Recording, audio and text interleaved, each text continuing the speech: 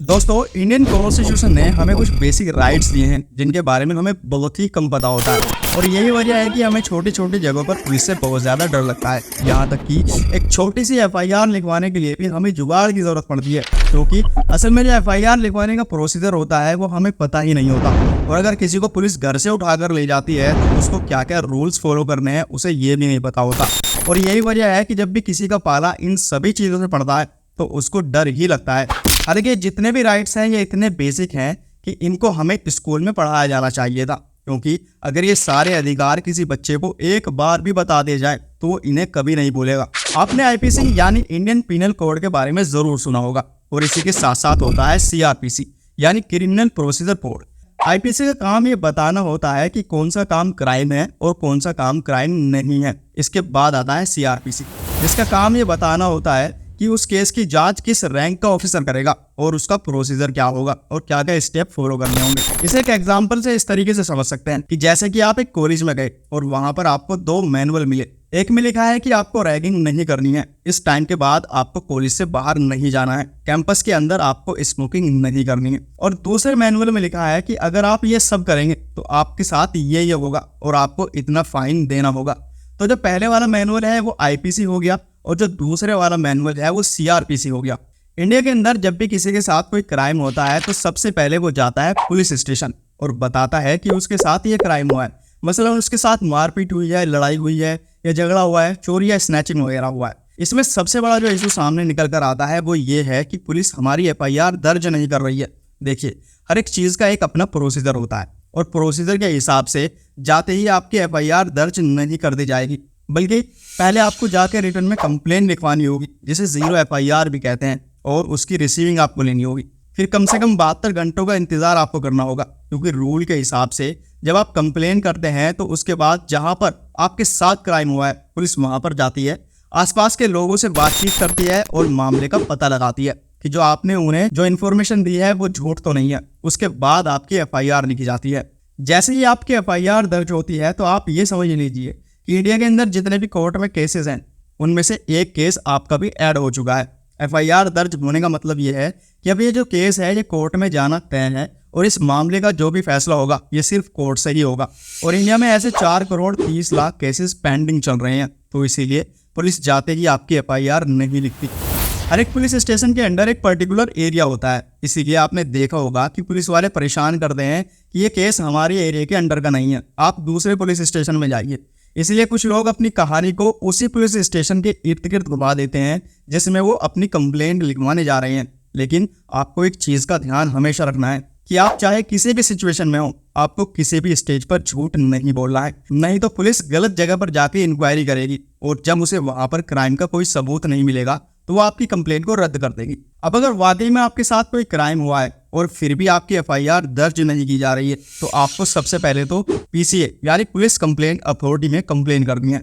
लेकिन अगर वहां भी आपको टाइम लग रहा है, आपकी बात नहीं सुनी जा रही है, तो आपको अपने एरिया के सीवीसी यानी सेंट्रल विजिलेंस कमीशन में कंप्लेन करनी है। इसके बाद आपकी बात 100% सुनी जाएगी, क्योंकि सीवीसी का काम ही यही होता है कि अधिकारियों के खिलाफ जो कंप्लेंट है उस पर एक्शन लेना। लेकिन अगर आपको फिर भी दिक्कत आ रही है, आपकी बात नहीं सुनी जा रही है, तो आप अपने वकील से बात करिए, सारी सिचुएशन बताइए, विद प्रूफ कोर्ट में जाइए और वहां से आपकी एफआईआर दर्ज हो जाएगी। देखिए, जैसे ही आपकी एफआईआर दर्ज हो जाती है वैसे ही पुलिस का काउंटडाउन शुरू हो जाता है। उसे 60 दिनों के अंदर केस की सारी डिटेल की एक रिपोर्ट बनाकर सबूतों के साथ कोर्ट में सबमिट करनी होती है, जिसे चार्जशीट कहते हैं। और जो ऑफिसर चार्जशीट बनाता है उसे आईओ कहते हैं, यानी इन्वेस्टिगेशन ऑफिसर।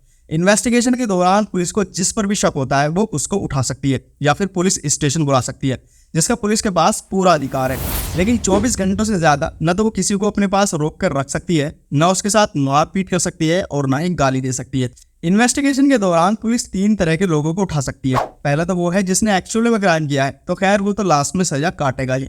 तो बाकी के 2 केसेस हम डिस्कस करते हैं। दूसरा केस होता है कि आपकी किसी के साथ दुश्मनी थी और उसने सबके साथ साथ आपका नाम भी कंप्लेंट में लिखवा दिया। और तीसरा केस होता है कि जिसमें पुलिस शक के बेस पर आपको उठा सकती है लेकिन आपने क्राइम नहीं किया होता। इन दोनों केसेस में जब भी पुलिस आपको अरेस्ट करती है या फिर घर से उठाती है तो उसके कुछ रूल्स होते हैं, वो ऐसे ही आके किसी को नहीं उठा सकती। पहली चीज, जो भी पुलिस ऑफिसर है वो यूनिफॉर्म में होना चाहिए। उसके पास एक अरेस्ट मेमो होना चाहिए जिसमें डेट, टाइम, जिसको अरेस्ट किया जा रहा है उसका नाम रीजन सब मेंशन होता है और उस पर एक विटनेस के साइन भी होने चाहिए। वो विटनेस कोई भी हो सकता है, आपका लॉयर हो सकता है या आपके घर का कोई भी मेंबर हो सकता है। इसी तरीके से अगर पुलिस आपको आपके घर के बाहर से उठा रही है तो 12 घंटों के अंदर आपके घर वालों को या फिर आपके किसी करीबी को इन्फॉर्म करना होता है। इस पूरे प्रोसेस में पुलिस वाला कहीं पर भी आपके ऊपर हाथ नहीं उठा सकता, गाली तक नहीं दे सकता, क्योंकि ये एक इलीगल काम है।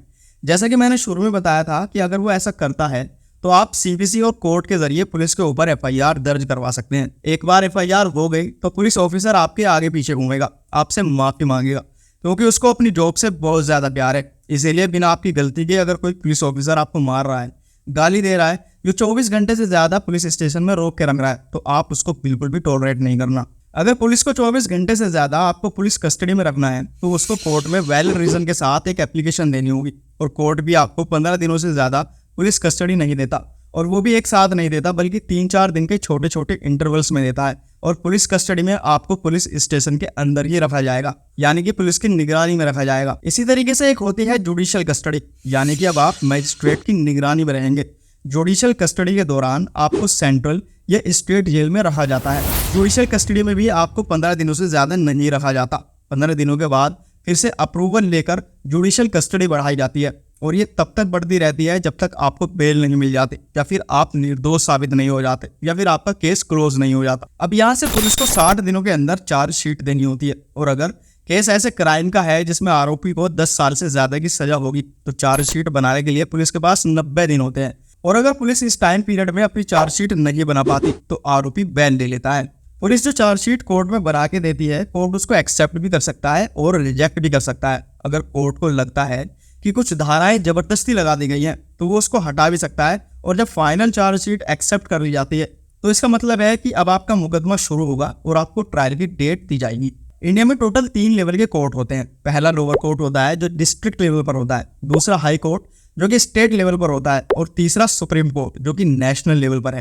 तो मुकदमा शुरू होने के बाद केस जाता है लोअर कोर्ट में, और जज के सामने हर एक चीज डिस्कस होती है, गवाह आते हैं, सबूत दिए जाते हैं, और उसके बाद जज फैसला सुनाता है। और मान लीजिए इसके बाद आपको अपराधी बता दिया जाता है तो आप हाई कोर्ट में जाकर अपील कर सकते हैं, और वहां से भी अगर आपको लगता है कि आप बेगुनाह है और फैसला आपके हक में नहीं आया तो आप सुप्रीम कोर्ट भी जा सकते हैं। हाई कोर्ट और सुप्रीम कोर्ट में ऐसा नहीं होता कि सारे गवाहों को दोबारा से बुलाया जाएगा, सारा डिस्कशन दोबारा से किया जाएगा, बल्कि जो जजमेंट लोअर कोर्ट ने दिया होता है उसी को रिव्यू किया जाता है। और अगर हाई कोर्ट या सुप्रीम कोर्ट को लगता है कि इसमें किसी गवाह को सही से ग्रिल नहीं किया गया या फिर कोई चीज रह गई है तो उस कंडीशन में गवाह को कोर्ट दोबारा बुला सकता है। और जब हाई कोर्ट और सुप्रीम कोर्ट से भी आपको सजा सुना दी जाती है फिर उस केस में आपको सजा काटनी ही होती है, उसको कोई नहीं रोक सकता।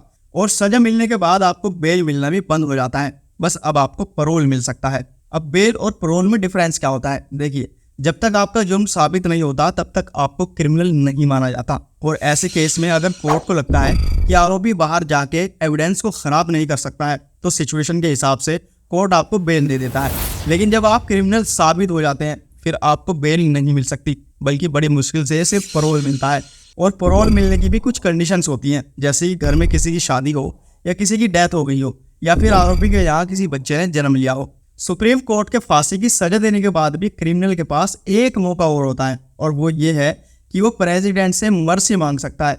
प्रेसिडेंट उसकी मर्सी की पिटीशन को रिव्यू के लिए होम मिनिस्ट्री भेजते हैं, फिर होम मिनिस्ट्री उस पिटीशन को जिस स्टेट में क्राइम हुआ है उस स्टेट की होम मिनिस्ट्री को भेजती है, फिर उस स्टेट की होम मिनिस्ट्री जो रिवर्ट करती है उसके ऊपर कैबिनेट बैठती है और प्रेसिडेंट ऑफ इंडिया को पूरी रिपोर्ट भेजी जाती है, और उसी के हिसाब से प्रेसिडेंट ऑफ इंडिया हाँ या ना करते हैं और वो फाइनल होता है।